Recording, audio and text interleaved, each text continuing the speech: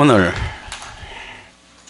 본문 말씀을 통해서 우리 교회가 계속 그래 왔었지만요, 저는 어떤 면에서는 이전까지 없었던 성만찬에 대한 신학을 제안하려고 합니다.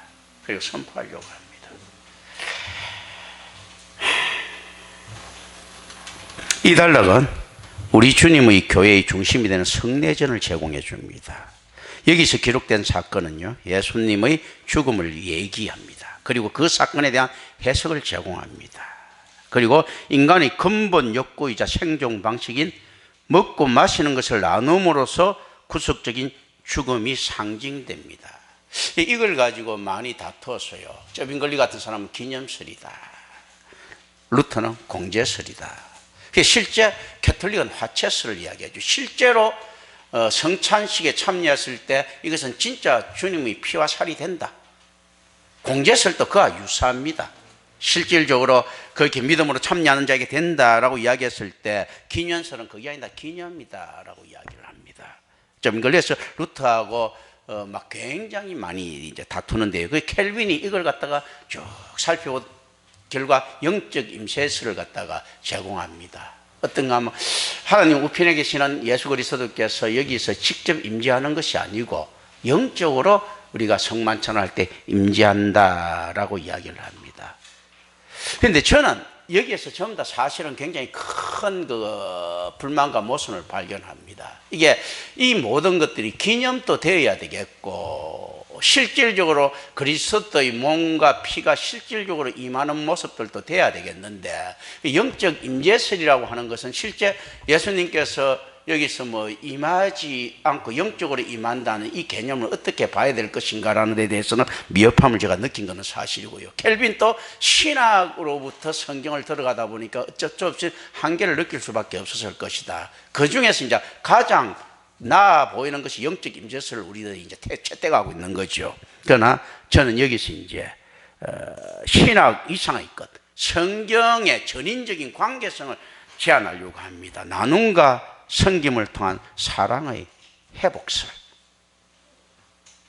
지금 어떤 이야기들인가 하면, 자, 이 성만찬을 이렇게 나눕니다. 성만찬이 구원에 들어가기 위한 필수적인 조건의 형태를 가지고 있습니다. 그래서 실제 가톨릭 같은 경우에는 성만찬을 받았을 때 죄사함을 받고 구원을 얻는다고까지 보고 있고요.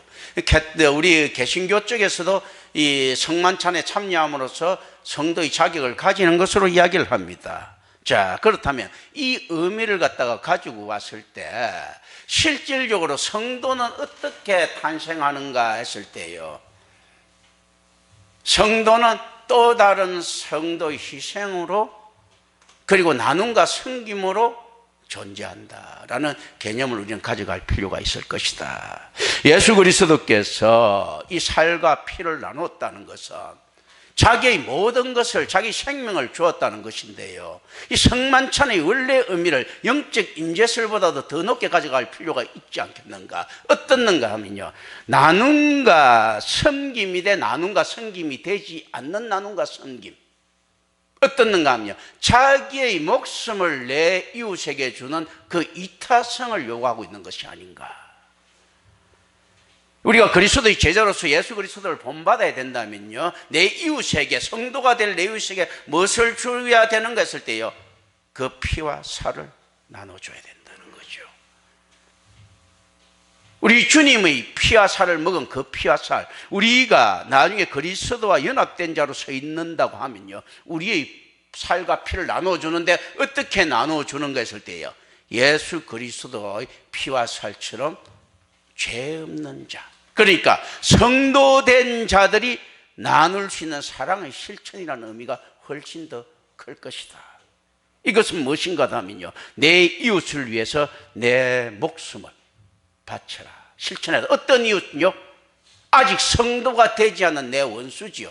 내 원수를 내 몸과 같이 사랑하라는 이런 모습들이 나와 있지 않는가. 그래서 실제 성만찬은 어떤 기념설이라기보다도, 어떤 설이라기보다도요, 가장 실천적인 요소를 이야기하고 있지 않는가 우리는 생각을 합니다. 그럼 우리는 어떤 식으로 내 이웃을 도와야 되는가 했을 때 가장 이기적으로. 어떻게 가장 이기적으로 돕습니까? 내 이웃을 도움으로써 내가 구원받을 수 있으니까 내 목숨 따위는 안 아깝죠. 가장 이기적으로 돕습니다. 나를 위해서. 그런데 상대방에 갔을 때는 어떻습니까? 가장 이타적으로 다가옵니다. 아무 조건 없이 갔으니까. 그런데 조건이 없습니까? 천국 가기 위한 조건인데, 그건 인간과 인간과의 관계에서 원하는 조건이 아니고 하나님과 인간과의 관계에서 일어났던 조건이기 때문에 인간에게는 아무 대가가 없는 것이 됩니다. 하나님에게만 대가를 바란다는 것은 당연합니다. 하나님만 가지신 분이니까 하나님께 대가 바란다는 거, 아유 너무 주제 넘은 일 아닙니까? 이렇게 이야기하는데 그건 당연한 일이에요. 인간한테 대가를 바라지 않는다는 면에서는 완전한 이타적이고, 철저히 하나님께 모든 것을 더 이상 받아내겠다는 의미에서는 철저히 이기적입니다.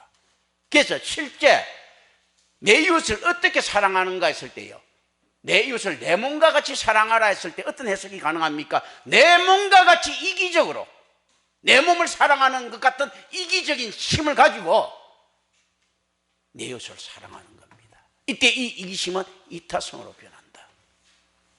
하나님을 위해서 자기를 사랑하는 단계를 버나드는 최고의 단계로 보죠. 그러니까 자기를 사랑하는 단계인데 무엇을 위해서요? 하나님을 위해서. 그런데 하나님을 위해서는 가장 이기적인 모습이죠. 하나님께서는 당연히 사랑은 우리에게 온 것이 아니고 하나님으로부터 온다는 것을 알기 때문에요. 자기한테 유익되는 걸 알거든요. 그래서 실제로 어떻게 인간이 말입니까? 저렇게 이타적으로 할 수 있습니까? 했을 때 여러분들은 그런 생각하지 않아도 됩니다.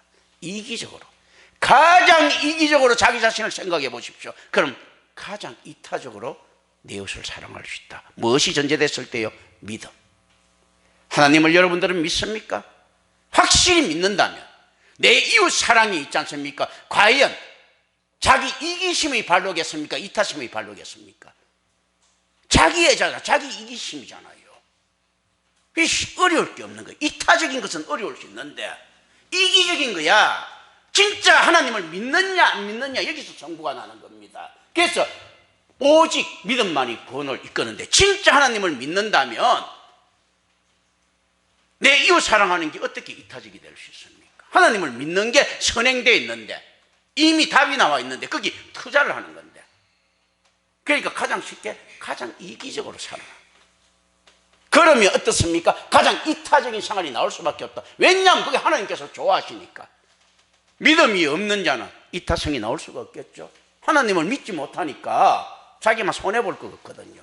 그래서 실제 이타성은 힘들지만 이기성은 쉽지 않아. 자기를 생각하는 거는요. 그러니까 우리는 내 이웃을 어떻게 사랑하는가 했을 때 이런 착각에서 벗어나야 됩니다. 내 몸과 같이 사랑해서 내가 참 이타적으로 한다. 내 몸과 같이 사랑한다는 것은 이기적인잖아요. 내 몸을 사랑하는 것처럼 사랑을 한단 말이죠. 이기적인 거잖아. 그러니까 성경은 어려운 걸 요구하지 않습니다. 가장 이기적으로 사랑해라. 단지 하나, 어떤 걸로 결판이 납니까? 네가 믿느냐? 믿으면 어떤 게 이기적인 거 알 것 아니냐 이거죠. 하나님이 계신 걸 믿느냐? 그렇다면 하나님 계신 걸 믿는다고 하면 가장 이기적인 거 어떻습니까? 하나님 뜻대로 사는 거지 않습니까? 내 이웃도 안 돌아보고 하나님 뜻대로 살다 보니까 내 이웃의 이타성이 가는 건 거예요. 나를 위해서 하나님을 막 섬기는 거예요. 그렇지 않습니까? 그 이기심이지. 이타성은 힘들 수 있어도 이기성인데 뭐가 힘든데. 왜 이타성이 그러면 안 되는 거 했을 때요? 안 믿기 때문입니다. 가짜 믿음이기 때문이에요. 하나님이 있다고 완전히 믿으면 가장 이기적인 행동이 어떻습니까? 가장 이타적인 걸로 나오죠. 오로지 아무도 안 들어봐. 내 새끼도 안 보이고 내 부모도 안 보이고 아무도 안 보여. 하나님만 보이는 거예요. 거기 줄 서야 되니까. 그렇지 않습니까? 얼마나 이기적인 삶을 사는 겁니까? 그런데 놀랍게도 그게 이타성으로 변합니다. 하나님의 법칙입니다. 그러니까 자기의 것을 하나도 양보하지 않고 철저히 자기의 달란트를 찾고 10달란트 받은 자가 10달란트를 남길 정도로 자기 걸 챙겼는데 이걸 사랑이라고 이야기합니다. 10달란트 받은 자가 10달란트 다 퍼줘야지 사역을 잘한 거잖아요. 그런데 1달란트 받은 자는 1달란트를 갖다가 퍼줘야 잘한 거잖아요. 그런데 10달란트 받은 자가 10달란트 남겼을 때 잘한 거라고 하지 않습니까? 자기 것을 하나님 앞에서 남겨보세요. 가장 이기적으로. 하나님을 믿는다는 믿음이 확실히 있다면 그는 반드시 이타성으로 간다. 그 10달란트를 남기기 위해서 얼마나 많은 인력을 창출해냈고 있지 않습니까? 얼마나 많은 건전한 가정들을 먹여 살렸겠습니까?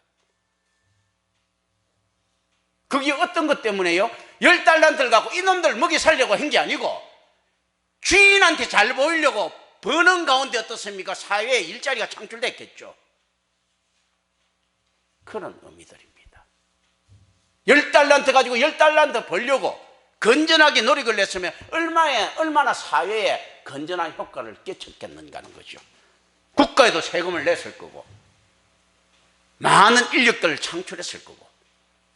그런데 10달란트 받은 자가 10달란트를 사회에 환원하려고 그랬겠습니까? 10달란트 받은 자가 10달란트 받으려고 10달란트 남기려고 주인한테 잘 보이려고 그 짓을 하니까 세상에는 몇 달란트 혜택을 끼치게 됐습니까? 1000달란트, 10,000달란트 혜택을 끼치실 거예요. 예를 들어 삼성전자가 1조를 벌였다고 하면 직원들이나 주변이 있지 않습니까? 인프라에 간 건 한 100조 될 것 아닙니까? 10달란트를 가지고 10달란트 벌이려고 하면요 1000달란트, 10,000달란트 있잖아요. 사회에 영향을 끼쳐야지만 그렇게 벌 수 있는 겁니다. 다 자기 혼자 다 먹을 수 없잖아. 큰 돈은 적게 먹어요. 퍼센테이지는 적게 먹잖아요. 우리가 어떤 사업을 할 때도 마찬가지입니다. 100% 많이 남는 사업들은 굉장히 얼마 못 남기는 사업들이에요. 자, 우리가 건설 현장에 우리 뭐 건설 관계된 분들이 몇 있는 그 건설 현장에서 100% 자기가 버린 대로 다 남겨 먹는 사람이 누구겠습니까? 노동자죠, 노동자. 그 다음에 있지 않습니까? 한 30% 남겨 먹는 사람은요, 뭐 그 업자들이겠죠. 그렇지 않겠습니까? 그리고 거기서 한 1%뭐 남겨 먹는 사람들은요, 그건 뭐 아니 국가겠지. 예를 들어서. 그런데 액수가 훨씬 크죠. 노동자들은 자기가 일당 10만 원을 받으면 10만 원 다 남기는 겁니다. 업자는요, 한 100억짜리 공사해놓고 나면 있지 않습니까? 한 5억, 10억 남습니다. 한 뭐 10억, 20억도 남습니다. 20% 미만 남든지, 뭐 기껏해 30% 남는 거죠. 그런데 액수가 크죠. 그러니까 10달란트 받은 자가 10달란트를 남기려고 하면 얼마나 많은 돈을 뿌렸겠습니까? 1000달란트, 10,000달란트 있지 않습니까? 이렇게 돼야 그거 되죠. 그러니까 그 이야기. 가장 하나님 앞에 집중하려고 하다 보면 세상에 이타적인 영향을 끼친다. 어떻게 하려고요? 10달란트 주인한테 잘 보이려고 하니. 그러니까 주인이 돌아와서 착하고 충성된 종이라는 것은 어떤 종입니까? 돈을 남겨서가 아니고 영적으로 볼 때 어떻습니까? 네가 이 10달란트 남기려고 사회에 얼마나 많은 유익을 끼치겠느냐, 이거예요. 이야기예요. 그러니까 그 돈은 네 가지라고 다시 맡기지 않습니까? 그런 것들이거든요. 사회에 얼마나 많이 끼치겠느냐. 그런데 왜 이게 가능합니까? 주인은 이렇게 줘도 되는 거예요. 그거 왜냐면 그 일대에 끼친 그 모든 것들이 주인의 것이거든. 왕이라면 왕의 것이고요. 그러니까 백성이 잘 살고 마을이 잘 살고 잘 돌아가면 그거 다 주인한테 이익을 주기 때문에 이 10달란트 정도는 비교도 안 될 이익들을 이렇게 준 거죠. 훨씬 많이. 이런 개념들. 그래서 이 성만찬의 개념들도 어떤 개념인가 했을 때요, 내 피와 살을 나눌 정도로 나눔과 섬김을 해라는 거죠. 어떤 정도 나눠야 됩니까 했을 때 내 피와 살. 내 피와 살을 어떻게 먹습니까 했을 때 같이 먹죠. 예수님 자신도 같이 먹습니다. 그러니까 실질적으로 나눔과 섬김이라고 하는데 실제 나누는 것도 어떻게 보면 섬기는 것도 없습니다. 왜냐하면 원래부터 내 것이 아니었으니까. 내 것이 아니었으니까 나눔과 섬김의 개념이 없나? 나눔과 섬김, 그런 것들이거든요. 자기 자신을 위해서 내 이웃을 이용한 거죠. 그런데 하나님께서는 그걸 선하게 보십니다. 내 이웃을 이용한 거잖아. 그런데 어떻게 봅니까? 불의한 청지기를 칭찬하시죠. 주인의 곡간을 틀어서 자기가 잘릴 때를 대비해 갖고 다른 사람들한테 나눠주고 빚을 탕감해주는 이 청지기를 갖다가 현명한 청지기라고 하죠. 우리는 어떻게 될 때 현명한가 했을 때요, 지가 하나님한테 잘 보이기 위해서 있지 않습니까? 내 이웃을 이용해갖고 막 잘해줬을 때, 막 나눠줬을 때 하나님께서 이거 보면 내 이웃이, 그러니까 이타적으로 받는 것처럼 보이는 내 이웃은 어떻습니까? 실질적으로 베푸는 자의 이기심에 이용당하는 거죠. 받는 이웃이 있으니까, 주는 내가 있으니까, 하나님 앞에 잘 보일 수 있으니까, 이걸 갖다가 어떻게 이야기합니까? 거룩하다, 현명하다, 올바르다, 나눔과 섬김이다 라고 이야기를 해 주신다. 그러니까 이 안에서 이런 역설 가운데서 우리가 어떤 것들이 이해됩니까? 이신칭의, 어렵지 못한 자를 어렵게 하시는, 어렵다 하시는 하나님의 은혜와 사랑. 우리가 나눔과 섬김 있지 않습니까? 철저하게 이기적인 모습인데 현명하다고 이야기하고 이타적으로 이야기하시는 하나님의 결정들, 이게 성만찬에서 이렇게 제한되고 있는 겁니다. 그런데 여기서 화채설, 공채설, 기념설, 영적 임재설, 이거 너무 사실은 신학적인 기업성, 편협성으로 가고 있는 것 아닙니까? 켈빈의 영적 임재설이 그나마 가장 수용할 만하다가도 이런 의미들은 아니었을 것이라는 거죠. 지금 예수님께서는 어떻게 임합니까? 가룟 유다가 지금 이게 참여합니까? 안 합니까? 그런데 개뿔이 영적 임재예요. 어떻게 보면 가룟 유다 참여하고 있잖아요. 가룟 유다의 본성을 하나도 못 바꾸는데, 실제 성찬에 참여했을 때 과연 성찬에 참여한 자들이 다 성도가 됩니까? 되지 못하잖아요. 그렇다면 참여받은 자들보다도 누가 더 빛납니까? 이 참여를 준비하는 자가 빛나는 겁니다. 주는 자가 이기다. 올바른 성찬을 참여했으면 그거로 족한 겁니다. 올바른 나눔과 섬김을 실천했으면요, 나눔과 섬김을 받은 사람이 성도가 되느냐? 결국 끝까지 원수로 남을 수 있어도, 어떤 걸 역설적으로 이야기하면 또 거꾸로 이야기하면 어떻습니까? 내 원수를 내 몸과 같이 사랑하라는 거 있지 않습니까? 내 원수를 사랑했더니 이 원수는 개뿔이나 계속 원수로 남아있는데 내 몸은 사랑을 받았더라. 결국 자기한테 유익이 오는 거죠. 왜냐하면 원수를 사랑할 수 있는 그 사람은 은혜 받은 성도가 분명하거든요. 성도의 실천이 나와 있는 거거든. 그러니까 원수의 태도가 어떻든지 관계없이 원수를 사랑했던 이 사람의 행위는 성도의 행위로서 남아있는 겁니다. 성만찬을 어떤 식으로 준비를 해서 거룩하게 했지 않습니까? 분배를 하도 제안했던 관계없이 성만찬을 올바로 준비한 교회의 업적은 남더라는 겁니다. 그래서 우리 교회 성만찬은 다 열려 있습니다. 지나 개나 도둑놈이나 사기꾼이나 다 와서, 어차피 죄인들이 모임이지 이게 의인들이 모임이 될 수가 없잖아요. 전혀 변하지 않는다 하더라도 교회는 어떤 식으로 성만찬에 참여한 걸 했을 때요, 원수에게 나눔과 섬김을 했다. 그래서 성만찬 자체가 거룩해져서는 안 됩니다. 성만찬을 준비하는, 그리고 성만찬을 각오하는 교회가 거룩한 겁니다. 그리고 실제 그 거룩함 속에서는 어떤 것이 나타나는가 하면, 가장 깨끗해 보이는 것들을 갖다가 제공한 이 성만찬에서 보다도요, 가장 많은 배신을 받은 것은 없을 거예요. 수도 없이 많은 사람들이 성만찬을 받았을 것인데 과연 몇 명이나 성도가 되었겠습니까? 세상의 더러운 것들을 먹은 놈들은 그렇다고 치더라도 성만찬만큼 뒤통수 맞은 것은 없죠. 10,000명이 성만찬을 했는데 한 명도 성도가 안 된 경우가 비일비재했을 것이고요, 수억 명이 성만찬을 했는데 한 명도 성도가 안 된 경우도 비일비재했을 것입니다. 그렇다면 어떻습니까? 거룩한 것을 먹이고 크게 뒤통수 맞은 거죠, 교회는. 그렇다면 교회는 어리석죠. 그런데 하나님께서는 이걸 어리석다고 하지 않고 원수를 사랑했으니까 원수가 어디 가겠느냐는 거죠. 죄인들을 사랑했으니까 죄인들이 죄 짓는 본성이 어디 가겠는가 하는 거죠. 그렇다면 성만찬은 누구한테 유익합니까? 실질적으로 첫째는 믿음 가지 성만찬을 정말로 내 이웃에게 나눔과 섬김을 해 그 믿음의 확인되는 과정에서 유익한 겁니다.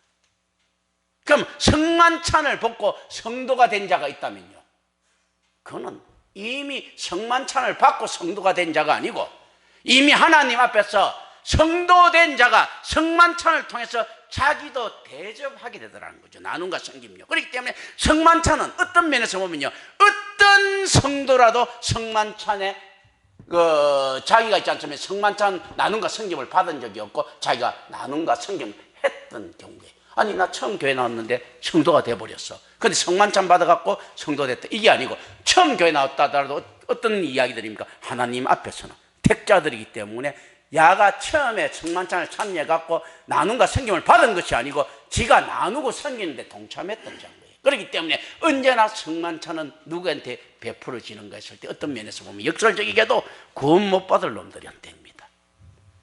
구원받을 사람들은요 이미 그리스도와 한 지체로 동참됐기 때문에 성만찬의 주체가 되는 거다.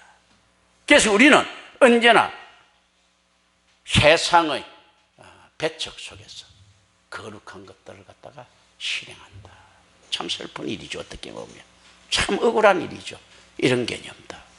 자, 여기서 우리는 이제 다시 제가 시간의 개념으로 들어갑니다. 제가 이런 이야기를 했죠. 우리가 시간은 무한대분의 1초이기 때문에 현재는 없다고 이야기했죠. 현재는 무한대분, 수학적으로는 없다. 그죠? 현재는 없는데 수학이기 때문에 모순입니다. 그렇다면 현재가 없는 우리가 어떻게 하나님 앞에 되느냐? 하나님의 기억 속에서 우리가 현재라고 제가 이야기를 했습니다. 그럼 이제는 조금 더 이제 상승했으니까 제가 하나 이제 그거 시간을 올립니다. 그럼 우리는 어떤 존재인가 할 때 언제나 현재적인 존재입니다. 또 이제 역설이 나오죠. 왜 그렇겠습니까? 자, 시간이 무한대분의 1초라는 것은 진리입니까? 수학입니까? 수학이에요. 하루를 24시간에 나눠놓고 쪼개는 거, 그리고 해와 달은 뜨고 지는 게 없이 항상 떠 있는데 해가 뜨고 달이 지는 걸 갖다가 가상 시나리오로 만들어 가지고 24시간 쪼갠 수학이에요. 그러니까 수학적으로 쪼개다 보니까요 1년 12달마다 떨어지지가 않는 거예요. 파이 값을 못 내듯이, 그러니까 원을 못 그리듯이 실제로 시간에 대해서도 정확한 시간이 24시간 배분이 안 되는 겁니다. 하루의 개념이. 그러니까 아무리 뛰어난 수학을 가지다 하더라도 정확한 하루의 시간을 낼 수가 없는 겁니다. 그러니까 자투리들이 남아있는 거죠. 이 수학적인 거예요. 그러면 우리가 무한대분의 1이라는 것도 수학적 개념이죠. 어떻게 태양이 있지 않습니까? 우리가 자전공전에 의해서 시간이 조정됩니까? 자전공전에 의해서 시간이 조정되는 것이 아니죠. 하나님의 시간은 어떤 시간입니까? 존재가 시간입니다. 존재가. 그렇다면 하나님 앞에 영생이라는 것이 시간 개념이 아니고 존재 개념이라고 하죠. 영생이 시간 개념이에요. 우리가 말하는 수학적 시간 개념이면 앞에 간격이 있는데 어떻게 영생입니까? 태초를 갖다가 그러니까 천지창조를 하기 전에 기간들, 그리고 우리가 지금 영생한다는데 그러면 우리 조상들이 있었던 기간들, 그 공백이 있는데 어떻게 영생이 될 수 있습니까? 어떻게 또 영벌이 될 수 있겠습니까? 실제로 어떤가 하면 존재 개념. 우리는 그럼 언제부터 존재했는가 했을 때요, 하나님, 예수 그리스도가 하나님께서, 삼일체 하나님께서 스스로 존재하셨던 분이라면 이 스스로 존재하셨던 분의 속성에 따라 성도도 처음부터 존재한다. 하나님의 계획은 처음부터 완벽하기 때문에 시간이나 계산이 필요 없지 않습니까? 스스로 존재했던 자가 되면 하나님이죠. 스스로 존재했던 자가 아니고 하나님의 속성에 따라서 스스로 존재했던 분과 더불어 있지 않습니까? 우리가 같이 존재하게 됐을 것이다. 그렇다면 어떻게 됩니까? 아담의 선악과는 과연 아담만 따먹은 것인가? 우리도 같이 따먹은 거죠. 인류는 아담의 허리에 있었다, 이 개념들이 실질적으로는 어떻는가 하면 우리가 아담과 하와 이 세상의 족보라는 것은 있지 않습니까? 질서의 족보지 나의 족보는 될 수가 없다. 시간 자체가 수학적이기 때문에 그리고 시학 자체가 수학적 비진리적인 요소들이잖아요. 그럼 이 시간은 없는 거거든. 이게 이해가 되지 않으면 하나님께서 지금도 자꾸 영혼을 만들고 계신가 뭐 이런 이야기들 나오죠. 그 굉장히 사실 뭐 성결교 이런 데서는 큰 주제고 막 그렇게 지금도 뭐 재창조하면서 영혼 만들고 계신다 뭐 이렇게 이야기를 하거든요. 이 개념이 되면 굉장히 사실 신학적으로 혼탁해집니다. 하나님 앞에서는 이미 완성된 모습들인 거예요. 사실은 이런 개념들 우리가 답을 가져갈 수는 없어도 이 개념들을 가지고 갑니다. 그러니까 우리는 그러면 언제부터 있었는가 했을 때 그러니까 그냥 뭐 부모도 형제도 조상도 없는 거예요. 그게 누가 내 형제고 누가 내 부모냐 했을 때 예수 그리스도 안에 있는 공동체 말고는 찾을 수가 없는 겁니다. 그 안에 무슨 그 순서가 있습니까? 없는 거지. 시간이라는 것은 있지 않습니까? 단지 물리적인 쪼개짐이 뿌이고 그거 뭡니까? 질량불변의 법칙. 우리가 육체라는 것은 공기가 모이고 뭐가 모이고 뭐 육체가 이렇게 좀 생기는 이런 부분들. 거기 뭐 더 선우가 어디 있겠습니까? 좀 더 그러면 만약에 이제 과학적으로 이야기해갖고 안에서 뭐 정자 난자가 만나갖고 뭐 어떻게 만들고 그러면서 다른 것들 뭐 이렇게 돌아다니는 것들이 막 이렇게 왔을 것 아니에요? 그 물이고 뭐고 간에 이렇게 막 조합됐을 때 그 물이 뭐 좀 더 오래된 물인지 뭐 늦게 된 물인지 어떻게 알겠습니까? 어떤 물이 더 오래된 물이고 어떤 물이 더 늦게 된 거 뭐 또 어떤 뭐 흙이 좀 더 오래된 흙이고 이런 게 어디 있겠어요? 단지 부모와 자식이라는 거는 질서의 한 부분들이지 실질적으로 태어났을 때는 그 모든 이 질량들 있지 않습니까? 그리고 그 모든 물질들 안에서 들어왔을 때 자기 부모보다도 좀 더 노후한 뭐 물이 들어올 수도 있고 그렇지 않겠습니까? 이런 개념들은 그래 이제 답으로 가져가지면 안 되고 이제 생각을 하는 겁니다. 그 실질적으로 우리 안에서 있었던 이 모든 것들이 존재의 의미가 하나님께로부터 찾는다고 할 것 같으면 이 무슨 의미가 있겠느냐. 그러니까 다윗이 예수를 보고 주님이라고 불렀는데 이런 개념들 우리가 이제 이해할 수 있어야 되는 것들이죠. 그러니까 선지자가 먼저 알았던 자들이잖아요. 그래서 사도는 예수를 만났던 자들이 하나님을 만난 자들이거든요. 그렇지 않습니까? 그게 언제나 먼저 되는 자들의 의미들을 가지고 있다는 것을 우리 좀 생각을 합니다. 그리고 26장부터 28절 봅니다. 오병이어의 내동사가 등장합니다. 이게 굉장히 중요해요. 이게 오병이어의 어떻게 셉니까? 이런 이야기. 자, 가지고 축복하시고 떼고 나눠주시는 거죠. 오병이어에 보면요, 이 내동사가 등장하는데 그래서 지금 따라왔던 인간들이 지금 여기에 호산나 불렀던 인간들이 언제부터 본격적으로 따라온 인간인가 하면요, 세례 요한이 죽고 정신적 혁명의 구심점을 잃자 예수님 주변에 뭐 羹 대신 닭이라고 예수님 주변에 모여가지고 어떻게 혁명 한번 일으켜 보려고 난리 뜨는 인간들이거든. 그러니까 이 안에서 이 인간들한테 혁명을 이야기하고 메시아 정복자 메시아를 이야기하니까 예수님께서는 오병이어 때 그걸 성만찬을 이야기하시는 거예요. 내가 죽으러 온 메시아다. 그러니까 어떤가 하면 애한테 보리떡 5개 물고기 2마리를 받죠. 그때 어떻게 합니까? 받으시고 이제 가지고 축사하시고 떼고 나눠주시고 지금 그걸 하는 거예요. 지금 요 내용이 그 내용입니다. 그 내용이 어떤가 하면 니들 지금 안에서 쭉 모여있는데 지금 누가 이렇게 이 주체로 모이신 거 12놈이 제자라는 놈들이 전부 다 혁명가한테 다 세뇌당해갖고 이렇게 있는데 특히 가룟 유다는 특히 뭐 그 중에 다 하고 나머지들도 똑같고 베드로가 칼 차고 다닐 정도로 이렇게 혁명 정신이 있는데 예수님께서는 똑같이 오병이어 때 이야기했던 그거 떡을 가지고 축사하시고 떼고 나눠주시고 이 내동사 천국 잔치로 초대지 이 세상에 부귀영화가 아니다 라고 예수님께서 이야기하시는 겁니다. 이 메시아 사역은 뭔가 했을 때 제3을 통한 천국 잔치로 초대라고 지금 이야기하시는 겁니다. 이걸 다시 이야기를 하는데 우리는 이걸 갖다 너무 심화시켜가지고 뭐 공제설이니 이렇게 가져가는데 예수님께서는 또다시 어떤 부분에서는 더 이야기를 하는 거예요. 야, 내가 오병이어 때도 이야기했고 처음부터 이야기했고 지금도 똑같아. 진리는 어떤 것들인가 했을 때 가지시고 축사하시고 떼고 나누어주는 세상의 만나 그리고 유월절 어린 양의 넘어가는 피, 파스카다. 광야에서 만나다라는 거죠. 광야의 만나는 어떻게 지급됩니까? 전투식량이잖아요. 시레이션입니다. 너희들한테 지금 그렇다면 성만천에 지급되는 이거는 뭡니까? 전투식량이에요. 왜 이런 게 필요한가 했을 때 지금 전쟁 와중에서 있지 않습니까? 어떤 걸 했을 때 동료들이 피를 뜯어먹고 살 뜯어먹고 피를 마시면 서로 생명을 나누는 이런 개념들도 가지고 있는 거예요. 그리고 영적 전쟁을 수행함에 있어서 같이 살자가 아니고 같이 살고 네가 살아야 나를 지켜줄 것 아니냐, 이 개념들. 나눔과 섬김보다도 더 큰 개념이죠. 옆에 전쟁에서 그 전우들이 많이 있어야 지가 살 것 아니에요. 네가 살아야 내가 유익할 것 아니에요. 이때 나누가지고 섬기는 게 무슨 의미가 있습니까? 나누는 거 지를 위해서 이런 개념들을 가지고 있는 거죠. 자기를 위해서. 이런 개념들을 생각합니다. 이 영적 전쟁이 지금 막 벌어지고 있는 거예요. 그때 어떻습니까? 이렇게 나눈다는 개념들.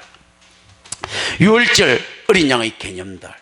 그러니까 먹을 수 있는 고기와 심판을 넘어가는 바를 수 있는 피를 제공한다.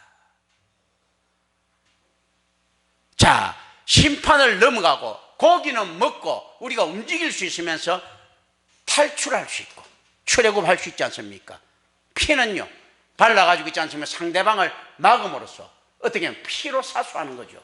개념들. 이건 답으로 가져가면 안 되고 개념들. 자, 피 뿌려가지고 고지를 사수합니다. 그래, 사수하니까 어떻습니까? 먹는 놈은 도망갈 수 있는 거죠. 안 될 때는 이거 출애굽도 하이방 까는 거, 도망가는 거, 뭐 이런 것들도 이 방식대로 사실. 왜냐하면 하나님의 때를 기다리면서 피를 바르면서 넘어가는 거죠. 예수 그리스도의 피, 성도의 피가 자기 자신을 지켜주는 거죠. 우리가 고지도 그렇지 않습니까? 전의 피가 자기를 지켜주는 것들 아닙니까? 그러니까 넘어가는 의미다. 그리고 성도의 이 희생들이 자기를 먹을 수 있게 만들어준 것 아닙니까?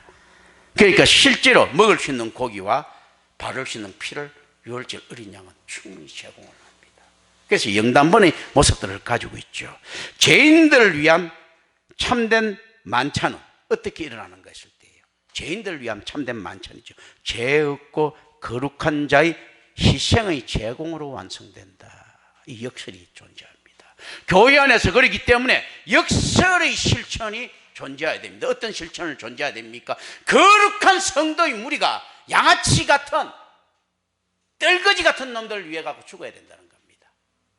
죽었을 때 우리가 이렇게 하니까 내가 우리 성도의 고귀한 희생이 그 사람을, 그 떨거지들을 성도로 만들었습니다가 아니고 성도의 고귀한 희생이 그 떨거지를 갖다가 교회를 더 이용하게 만들었습니다, 이겁니다. 이때 어떻게 된가? 교회를 더 이용하게 만들었어도 누가 하십니까? 하나님께서 하신다.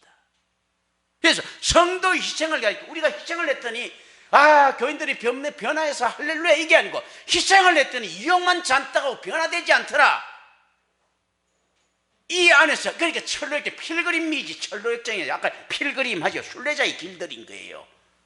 아니 우리가 희생을 했더니 사람들이 변해가지고 우리를 갖다가 안에서 완전히 좋아지더라 하면 누가 못해. 세상에서도 투자를 하는데 아이고 이거 어려운 길 뭐 고진감래라고 말입니다. 이게 좀 고생하다 보면 좋을 날이 있겠죠 하는데 이거는 그게 아니고 설상가상이에요. 성도의 길이라는 게 고진감래가 설상가상이야. 그런데 어떤 거 누가 하느냐 했을 때 하나님께서 하시더라는 거죠. 이 설상가상이 굉장히 엎친 데 덮친 것들이 굉장히 막 이렇게 많이 적용될수록 이걸 갖다가 우리는 뭐라고 부르는가 하면요, 철로역정이다. 그래서 성도의 거룩한 인식이 교회에 나타났더니 교회는 어떻게 되는가 할 때 늑대들이 물 만난 것처럼 설치더라. 그때 누가 기뻐하고 고개를 끄덕거리는가 하면 예수님께서 끄덕끄덕, 그래 이놈들아 니들도 당해봐, 나도 그랬으니까 다 나하고 똑같았구만 기특한 놈들 하고 그 자기 제자인 걸 인정하시더라는 겁니다. 병신같이 살고 있는 성도의 모습을 보고요, 예수님께서 고소해서 죽으려 하더라. 이 제자도예요. 예수님께서 자기가 사랑하는 제자들이 고난당하고 세상에 이용당하는 모습 보고 너무 좋아하시는 거예요.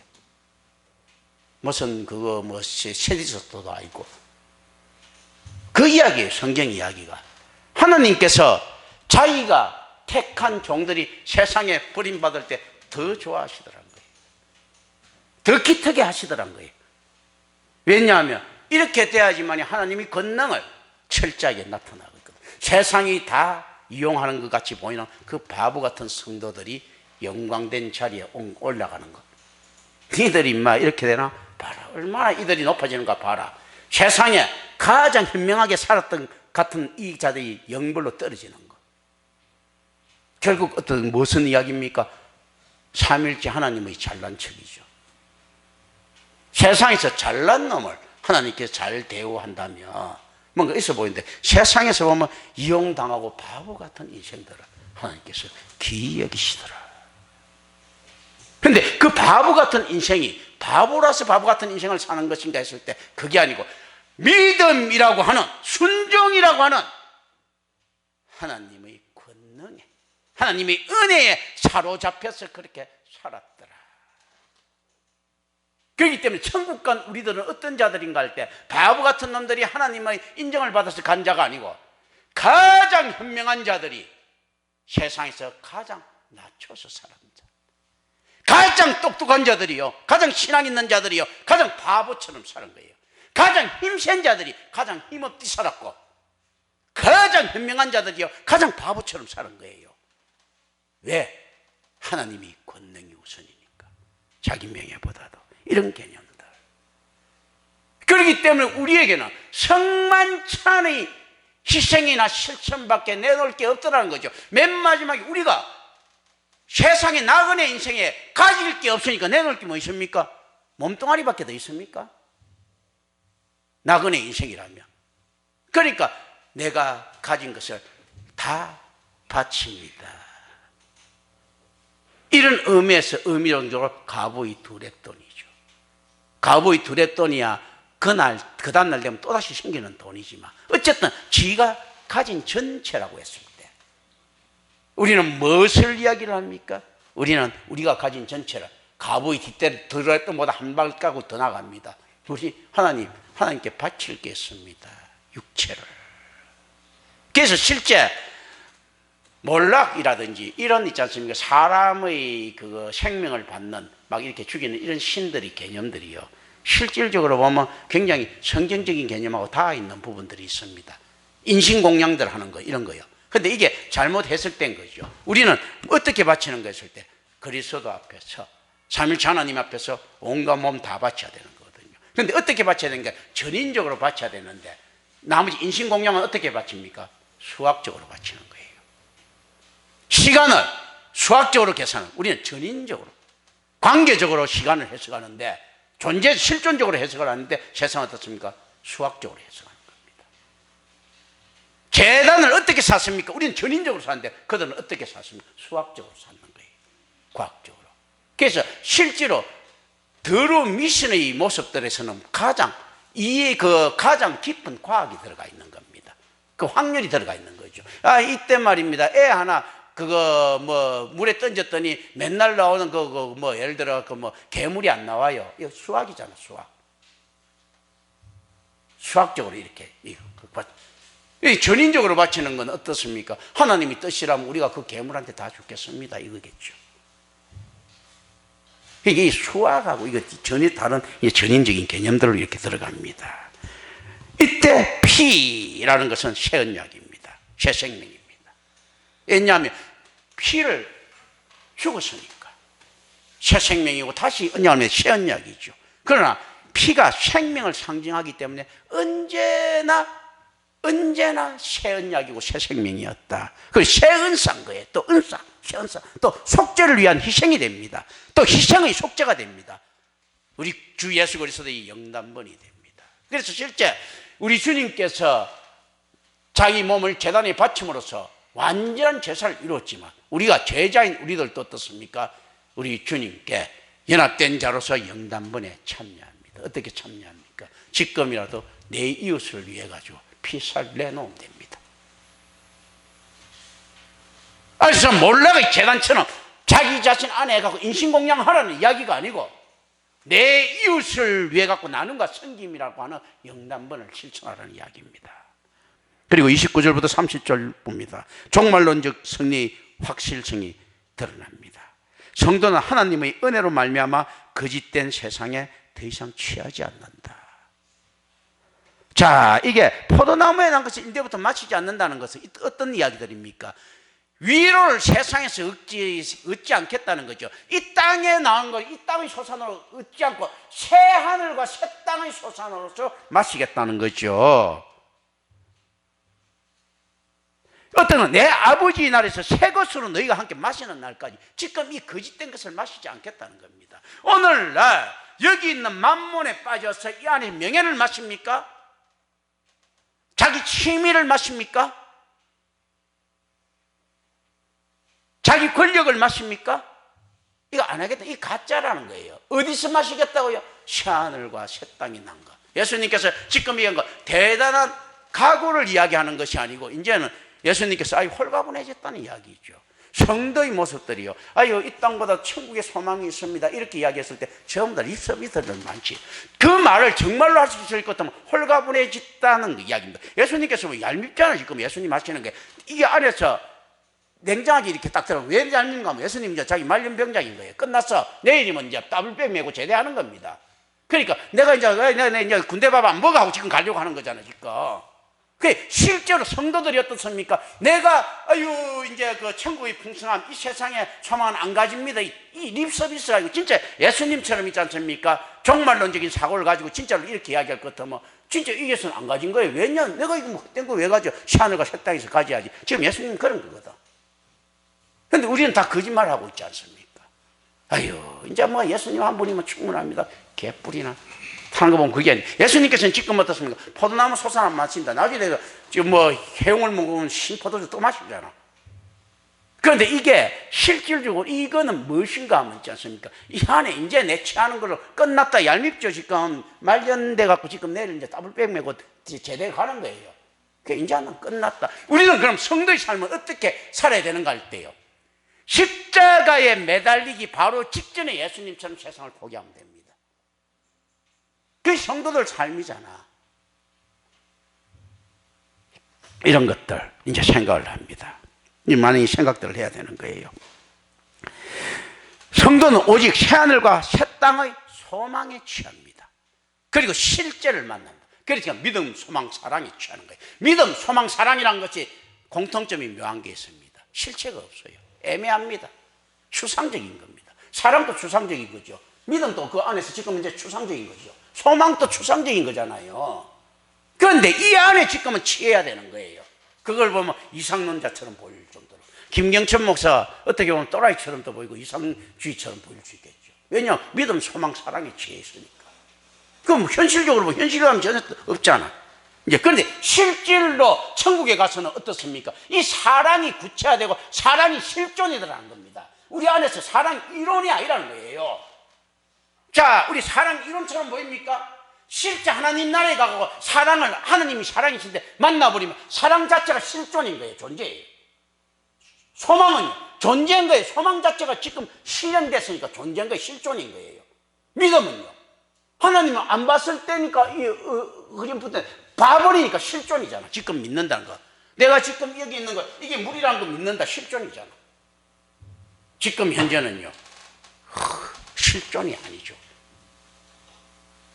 이제 지금 그런데 어디에 취한 것일 때 여기에 취한다. 믿음, 소망, 사랑. 그렇기 때문에 이 모든 것들이 실질적으로 믿음과 순종이라는 데 집중되어 있더라. 같은 말이 믿음, 소망, 사랑은요. 예수님의 죽음이 이제 확실하다면 제자들과 그 주인이 연합할 절구할 그날 역시 확실하다. 소망이잖아요. 믿음이잖아요. 사랑이잖아요. 이게요. 이게 확실하다. 이게 뭡니까?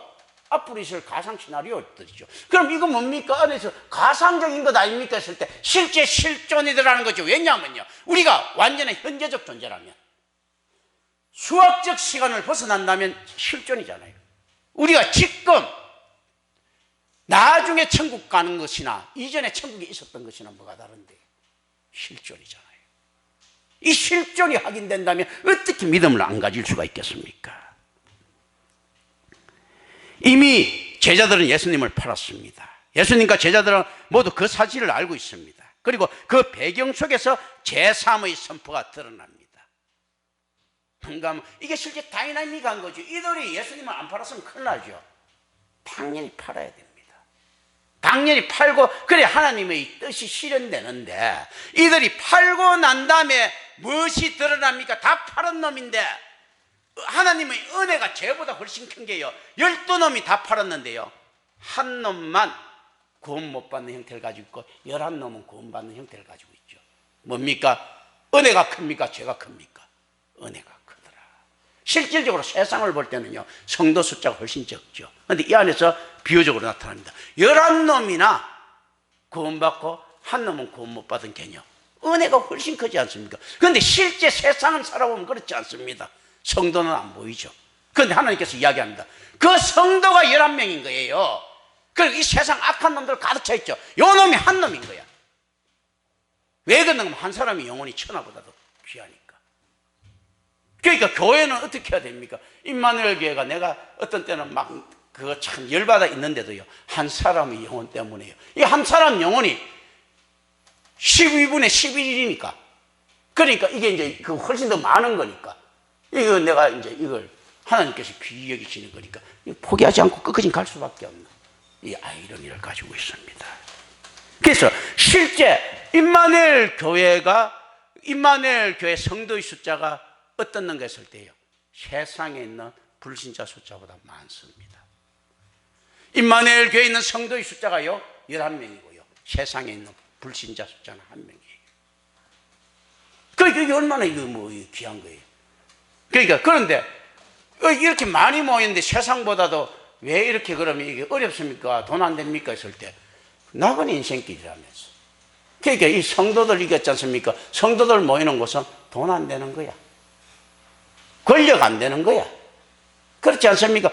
그 1조 명이 모여도 다 거지인데 뭐. 그러니까 1조보다도 더 큰 인원이 모여 있어도 이 세상에 있지 않습니까? 떨거지 같은 한 명보다 못한 거예요. 세상 볼 때는. 그런데 하나님 어떻습니까? 이걸 더 크게 보는 이 개념들입니다. 이런 걸 가져가는 겁니다. 죄는 하나님에 대한 배반, 그리고 이들은 또 예수를 배반합니다. 구원은요, 그 반역자에 대한 희생과 사랑으로 이루어집니다. 배반자에 대한 사랑, 묘한 대비가 나타납니다. 악이 없다면 선한 것들이 없고, 영벌이 없다면 영생의 개념이 잘 없어지겠죠. 그래서 어떤 면에서는 이런 생각을 해야 됩니다. 세상의 악함이 우리에게는 역설적으로 얼마나 고마운가. 세상의 불신앙이 얼마나 고마운가. 그들의 불신앙이 없었다면 하나님께서 우리를 신앙인이라고 했겠는가 라는 것을 생각을 합니다. 죄가 없었다면 어떻게 구원이 있을 수 있겠는가. 죄가 없었다면 어떻게 우리가 피조물로 끝나야 될 우리가 그리스도와 연합될 수 있었겠는가 라는 개념을 개념적으로만 생각합니다. 이때 찬미한 내용은요, 구원에 대한 다양한 암시를 지니고 있는 시편 113편부터 118편, 이걸 할렐이라고 하는데 이 할렐이었을 것이라는 겁니다. 이때 30절에 보면 이 그들 찬미하고 할 때 이 할렐이었을 것이다. 시편 113편부터 118편에 나오는 할렐이었을 것이라고 생각합니다. 예수님과 제자들은요, 감난산으로 돌아가기 위해서 예루살렘을 떠납니다. 이는 아마 곧장 겟세마네로 가시려고 그랬을 것이다. 왜냐, 유월절을 기념한 다음에는요, 기도하는 것이 적절하다. 마태복음 26장 36절을 참조하십시오. 기도합니다. 은혜로우신 아버지 하나님 감사합니다. 우리 주 예수 그리스도 이름으로 기도드립니다. 아멘.